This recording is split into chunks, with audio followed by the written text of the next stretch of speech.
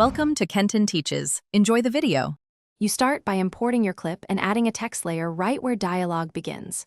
Once you add text, type the line and trim its duration to match speech. Make sure timing is accurate.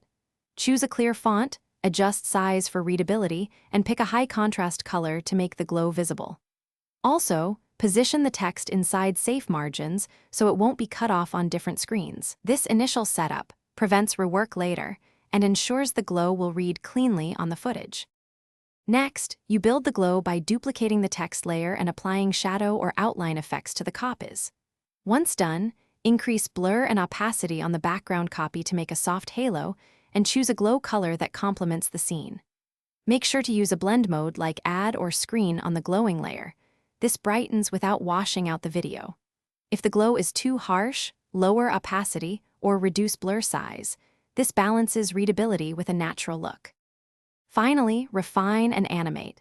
Add keyframes to opacity or scale for a subtle pulse that matches speech, and ease keyframes so motion feels natural.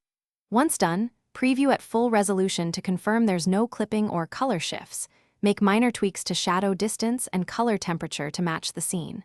When satisfied, export using H.264 or your preferred codec at a decent bitrate. If the glow flickers or banding appears, render at a high. Thanks for watching. Please subscribe if this video was helpful.